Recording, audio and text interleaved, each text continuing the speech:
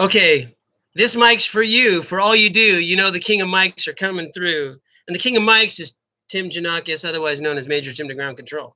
And I'm coming to you live from my studio apartment in sunny Southern California, in right across from Skate World in Linda Vista, right next to the University of San Diego, I think it's called. And I'm deciding this is going to be my new format of my radio show. I'm no longer. I got really tired of the call-in show and setting up the times and having to like promote it and having to try to bring guests on and shit. So I'm just going to go free for them, and I'm just going to go live. If I have some people in my studio, we're going to smoke a joint like that show I really like. You know the guy. He smokes joints and talks to everybody. We're going to do like that, and it's going to be healing, entertainment, and sponsorship. And the new sponsorship is not Mike's of Ike's. This is not brought to you by the people that I read an article that then all the famous cider makers that have been making ciders for millions of years, plus tax carry the 9 divided by 4, they actually, now that cider is becoming famous and cheap, they're losing a lot of money because they always made the best apples and the best hard cider. So this is a commercial for them. They soon will be promoting the Major Tim to Ground Control, otherwise known as the one and only co-founder of the love bombing cult from outer dementia. Okay. No, actually, what I was thinking of is a new game show. So we're going to start the first love bombing. Love bombing, what it is actually when you bring so much awareness and consciousness, and Dane here in Access Consciousness is Gary Douglas call it bringing someone change. Like, so he sees a homeless person on the street and they say, "Hey, can I have some change?" He goes, "Do you really want change?" And they go, he goes, "Change!" Boom! And he just fucking like, they become like fucking, wow, what the fuck just happened? My whole life's turned around. I'm gonna be a free bird singing in the dead of the night, like that. So these are really good ciders, but these are the cheap ciders. If you want to support the people, if you have lots of money, I don't have lots of money yet, but I'm going to have lots of money. Actually, I do have lots of money in the future, but I haven't yet got there because fucking this whole Matrix field reality, they fucking keep this in a linear timeline and bullshit. So I don't subscribe to. But that's what we're going to do from now on. We're going to start a game show. The first game show we're starting is called Homeless Makeovers. So we're going to have this huge bus with showers, with makeup artists, with hair designers, with like clothes fashion creators, sewer uppers, and they're going to be like in this like studio for like musicians in the backstage, like a caravan on wheels that does your makeup and does your massages and stuff. And so we're going to go to homeless people, and we're going to ask them if they want to try out for the show. And we're going to do a makeover. We're going to put them in the shower. We're going to give them massages. We're going to get a new wardrobe, get a new hairstyle, get a new makeup. And then the radio listener audience can vote who's the best, and they can like move up in the ranks and everything. Much better than that boring show where they sing songs and shit. This is going to be real, like fucking amazing performances. They can stand up and do sit down comedy. They can do stand down comedy. They can do. I mean, I do stand down comedy all the time. I'll drink to that. So since it's real late at night, and it's close to Christmas, or close to all the other holidays that came before Christmas that were at the same time, just mysteriously had a lot of the same stories that we don't want to offend anyone. So we want to be politically correct and not call them by name, because the winter solstice was celebrating all different. It was the bringing back the god of the sun, which got twisted backwards and said son of God. But anyway, that's a whole long story I won't get into on the show because I don't want to offend anyone, because, this show is all going to be about clean politics and political correctness and not offending anyone on the left or right, or the right or the left, or the up or down. I actually met this really hot chick yesterday. I thought she was a chick, and I told her I was married, but if I wasn't married, I would have flirted with her and everything like that. So I flirted with her, pretending like I wasn't flirting with her and everything. And then we were like dancing together, and then we were like singing songs together because it was karaoke and everything like that. And I told her I'm married, so I'm not trying to flirt with you. I think you're really, really groovy and shit. Then I found out she was really a guy, because I was singing really close to I said, I didn't want to ask if, do you have a pussy or do you have a dick? So I wanted to be like politically correct. So I said, what, do you have a definition of your sexual persuasion? That was a kind of cool way to say it. And she goes, well, I consider myself, or he or she, I don't know.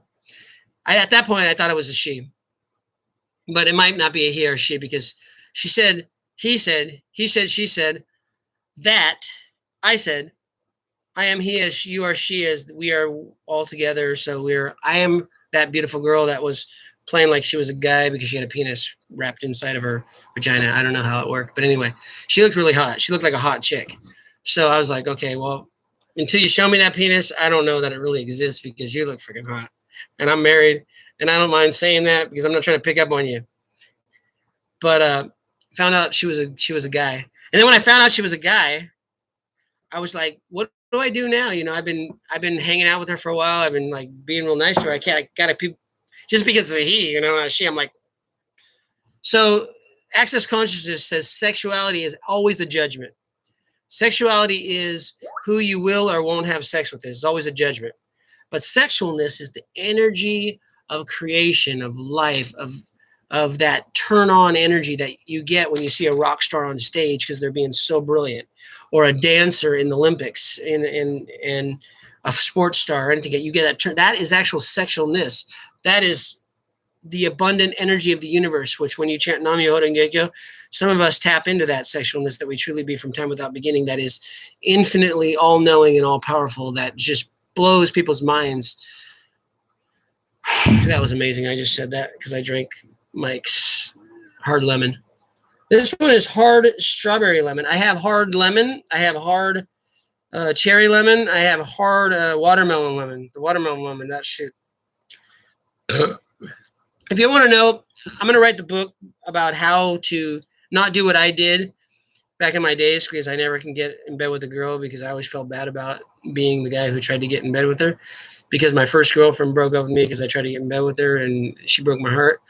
But anyway, so now that I've healed myself of that plague called sexualness or sex, because sexuality is always a judgment. It's who you will or won't have sex with. So I had a lot of judgment about who I will or won't have sex with. And last night I was dancing with this guy girl, I don't know, and we were singing songs and I was having fun. Sexualness, you don't have to ever do any, it's not a 4-letter word. It's just the amazing compassion you have for another being, whether it's a male or female. So I was being flirtatious with what is a male, which in my culture, if I'm not gay, I'm not supposed to be doing. And I was like, I'm just being free. And she called herself binary. No, non-binary sexualness. Not non-binary. Yeah, non-binary. That's what she called herself. So I said the binary, the good and bad, the right, the wrong, the you got it, thou shall not do and thou shall do, and thou shall never change and thou have to change, and thou, you know, all those binary star systems that we live in, that's why we go around a 24,000 year cycle, and we have global warming and global cooling and global warming and global cooling, and when the Aztecs knew it and the Incas knew it and the I Ching knew it in China, and they all knew that we were in a binary star system. We were all going around the same little binary star system, grooving like a binary, because we're all pluses and minuses, because this is all a plus and minus matrix field of a binary system. If we were a trinary system, we'd be like plus, plus, minus, or minus, minus, plus, but we're not. We're binary. So she says, I'm non-binary. And I said, man, you're the hottest non-binary I never done met, because I never done met a non-binary, and you're the hottest one I done never met. I'll drink to that.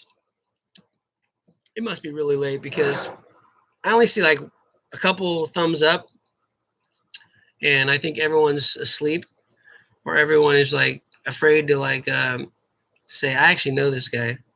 I chant with him sometimes at meetings, and he used to be a leader, and he was in a band that I was in, and he played the opening show for my big ensemble, and he was the guy who wrote that book that I recommended on my website and all that shit. And then you said, oh my God, he's going batshit crazy, and I was like, yeah, baby, I got batshit crazy. No, the reason I got batshit crazy is because in this world, in order to be conscious, fully conscious, to be the oneness and consciousness of all things. You have to be out of form, out of linearity, out of concentricity, out of definition, out of limitations for all eternity with total ease, joy, and glory. Amen. Hallelujah. And that's how I am lately. I'm completely non-defined, so when she said she said she's non-binary, I said, shit, I'm non-binary in everything, man. I don't believe in anything, but I know everything. I don't ever think, but I have awareness. My knowing always knows. And I don't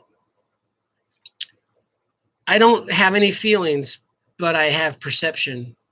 The feelings I feel that I think they're mine, they're usually someone else's, and I send them back with full awareness, because every time you have a pain in your body, you ask, is this mine? Is this mine? Is this, wow, it's mine. Can I send it back to myself with full awareness?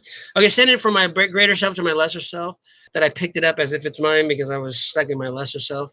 I send it back with full awareness. That's what I do when I do the healing, because most of it, all this shit that is not you as a lightness of acoustical being that you truly be, from time without beginning into the infinite future with total ease. And amen, which is amen, which is Jordan. Jordan almonds are really good too, but that's a whole different story. Okay, so I went skating tonight, and I realized I want to write a musical play, and I found my lead role girl. She was like 18 years old. She has curly hair, and she wants to play in my musical. So we gotta come up with a name, but it's gonna be like St. Elmo's Fire, or like freaking Back to the Future. No, what's the one with the girl and guy lead? What's gonna be like Dirty Dancing or something like that. So I got to write it. So anybody want to get in with me on the writing of this? We can start the next season premiere in 2019 or 2020 when I go to the Tokyo Olympics and I play for the halftime show. My future perfect self goes or something, because I'm not yet willing to be there yet. But I am trying out I have 2 months to prepare for my tryout for not America's Got Talent. That's the one. I tried out for The Voice too, but I didn't get any word back yet. But they wanted me to go sing at a casino last month, and I'm like, I don't want to go to a casino in the middle of the month, because I'm going to be ready for February. I'm going to take my motorcycle up to LA. I'm going to stay up in LA. My wife and daughter are going to be here, and I'm going to sing for America's Got Talent. How cool is that? Anyway, I'm not all into that glorified karaoke singing, so I'm going to sing an original song. And I might do like, whoa, thought creation. I can't sing it right now because my voice is kind of hoarse, but a horse is a horse, of course, and no one's afraid of a horse, of course, unless, of course, that famous horse is famous, Mr. Ed.